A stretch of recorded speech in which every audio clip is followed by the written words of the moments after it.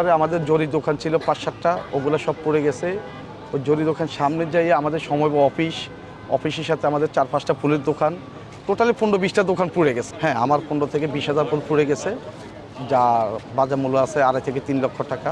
৯টার পরে আগুনটা লাগছে, তখন আমরা মার্কেটের বাইরে ছিলাম। ৯টার আগে আমি নিজে মার্কেটে ছিলাম, তখন কোনো সমস্যা হতে পারে বা কি ছিল ভিতরে? ভিতরে ক্ষয়ক্ষতি হতে পারে। আমাদের জরি দোকান ছিল ৫-৭টা, ওগুলো সব পড়ে গেছে। ওই জরি দোকান সামনে যাইয়ে আমাদের সময় অফিসের সাথে আমাদের ৪-৫টা ফুলের দোকান, টোটালি ১৫-২০টা দোকান পুড়ে গেছে। আর ক্ষয়ক্ষতির পরিমাণ আমাদের বেশি। কাঁচা গ্যাসের বেলুন মূলত কি কাজে ব্যবহার করা হতো? গ্যাসের বেলুন তো ওই যে বেলুন ফুলানোর জন্য হয়, বিভিন্ন পার্টি সেন্টারে যে বড় বড় বেলুনগুলো হয় অনুষ্ঠানে, সেই বেলুনের জন্য গ্যাসের সিলিন্ডারটা ব্যবহার করা হয়। হ্যাঁ, আমার দোকান ছিল ফুলের দোকান, কাঁচা ফুলের দোকান, জারবারা গাদা।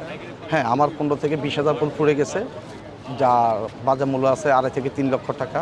এখন তো অবস্থা হলো ফায়ার ব্রিগেডের লোক আসছে, সেনাবাহিনী আসছে, বিজিবি আসছে, ওনাদের সবাই সহযোগিতা আগুন নিয়ন্ত্রণে আসছে। আমরা মার্কেটে প্রবেশ করতে পারি, সমস্যা হচ্ছে না।